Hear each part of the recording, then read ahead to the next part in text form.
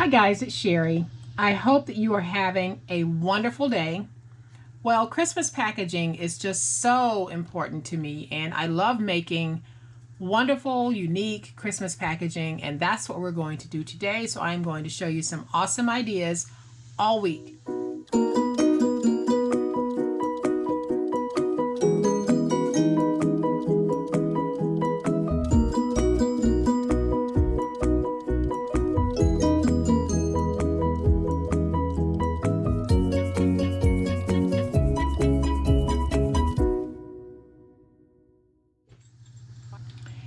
You know when you make the perfect gift or you find the perfect gift and you can't quite find the right holder for it, the right bag or the right box, whatever. Well, as paper crafters, we have the luxury of beautiful papers. And because we do, we can make our own. So here is what I am making today. And I absolutely love this box. It's a big box. It measures 5 by 4.5 by 5. And it is very big, very cute, and I love the papers on this. This is the paper that I got from AC Moore, the 6 for $1 paper, and it is such a wonderful paper to craft with. And on the front here, I've got a cute little reindeer that was a part of a swap that I received from Natalie Baker. She made so many different embellishments for me, and I am definitely going to try to showcase those with the projects that I make, because her embellishment making was just gorgeous. Everything that she made for me was just absolutely awesome. But she made this wonderful little reindeer. She made a set of them, and I think he's perfect on this box. So like I said, it is a very large box, as you can see, and I love the inside of it. And the bottom is just as cute with the argyle. Adorable. So we are going to make this, and I am going to show you how quick it is. So we're going to start with 2 pieces of 12 by 6 paper. And we're going to bring in our scoreboard, and we're going to score this before we actually join the paper together. And what I want to do is I want to go ahead and score this at 3/4 of an inch on both ends. And I actually need to score on this side because I'm going to go with the green being the outside. So I'm going to score at 3/4 of an inch, turn it, and score at 3/4 of an inch again, and I'm on the 6-inch side.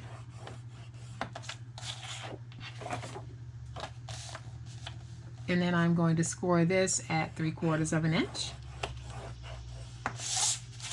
and score this at 3/4 of an inch. And I know that I said I was going to do a table setup for you guys so you could see how I actually, a small snapshot of how I actually lay my table out at a craft fair. And I am going to do that, but unfortunately, I couldn't do it because everything that I need for setting up a table is in the attic. And because I have an unfortunate history with the attic stairs, I have to wait on Mike to go up and get what I need, and he hasn't been able to do it this weekend because he's been working on some remodeling here at the house. So I hope that I'll be able to get that video up for you guys no later than this coming Saturday. So now I've added some tape to the end, and all I'm going to do is go ahead and join these 2 together. And I wanted to go ahead and do my scores before I join them together because the paper is so long that it becomes difficult to get good scores. So now I've got this scored, and all I'm going to do is just come back, and I'm not going to fold it all the way, but I do want to just fold the score line a little bit. And I'm making the box part here. So at this point, I'm going to bring my scoreboard back in, and I am going to place my edge in, and then what I'm going to do is score every 5 inches. So we've got 5, and then 10, And then I will just scoot this over, and I am going to position this at 1. So now I know that I've got 6 here, and I can score again at 11. Make sure I've got it nice and straight. And then I'll slide it over to 6 again and score again at 11. So all I did was took the piece that I joined together, and I'm scoring it at every 5 inches. And I'm going to come back with my scissors because my end piece here is longer than I want, because this end piece will be my glue flap. So I'm just removing some of it. And now I'll come back and I am going to just reinforce my fold lines a little bit. Not completely, just enough to get them bent so that I can see them. All right, so down on this end, you've got a small triangle in both corners, and all I'm going to do is remove that.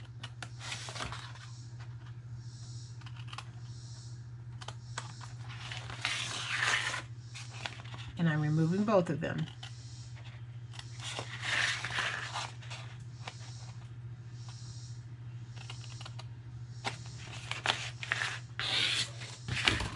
And we're going to be left with this. So starting at the glue flap, I'm going to start placing my chipboard, and I have 4 pieces of chipboard that measure 4 3/8 by 4 7/8. And all I'm going to do is lay it down so that the chipboard is inside of my score lines. That is my goal. So there's 1, 4 marks. And I'm going to come back with my bone folder and just go along the outside here. Alright guys, so I have removed the tape that I had laying here, and I'm going to place my liner pieces. So I'm going to place my liner pieces at 12 by 4, and I'm simply going to place them in the middle. And I can place them in the middle because I'll be doing the fold over of my edges. So I don't need to cover all of this, I just need to cover the middle. And then I have a piece here that I'm going to need to join as well. So I am going to just kind of guesstimate at this. And I'll cut off this much. I'm not going to measure it, I'm just going to cut it. So now I'll come in with my tape, and I am going to place tape along my edges. And you can glue this if you want. I'm just going to use my tape because it's handy. Come back and just remove this. And I'll do the same thing over here.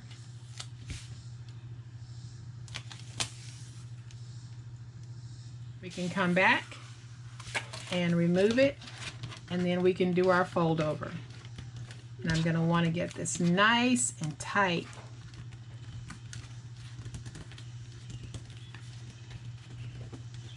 And now I'll come back with my bone folder and just make sure that tape is nice and stuck. Alright guys, so then we're left with this, and now we can put our box together. So all I'm going to do is fold, and this is my glue flap here, and like I said, my glue flap is going to be on the outside, but that's not going to be a problem because it'll look just like a seam. So I'm going to take my glue, get this glued very well because I don't want it coming up. And then I'm going to bring my box up and get this made. And then I'll come back with my bone folder, and I'm just going to work that glue in so that my box will not come apart. And then I'll just come back and get it squared. And you can see just how nice that is, and you can also see that it's an open-ended box on both ends. So what I'll be doing is I'll make a top for it, and I will make a bottom for it, just like this. Okay guys, let's make the lid for our box. I am going to bring in my scoreboard, and I have a piece that measures 9 1/8 by 9 1/8, and I am going to score this at 1 and at 2 on all 4 sides. And then I'm going to come back and just fold and burnish all of my score lines.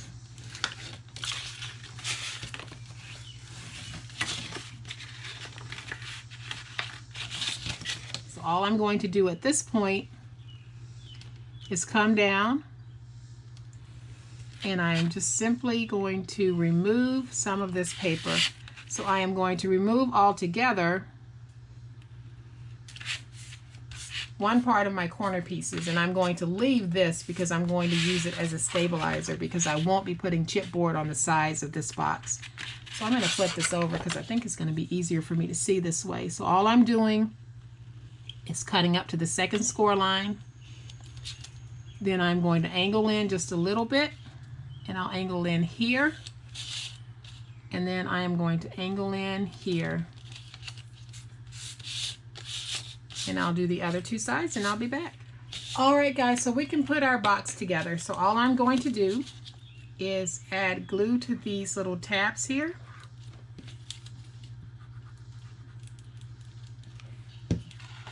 And then I'll just bring my box up.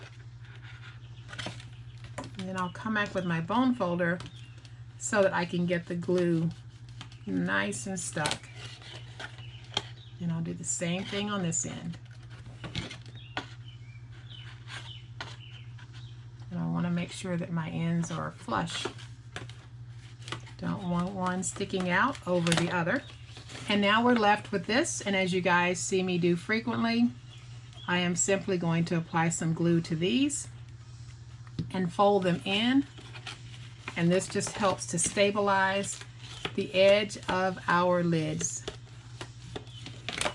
And I've already made one, so we're only going to make this one together. The other one is already done, and we'll be putting them both on in just a minute.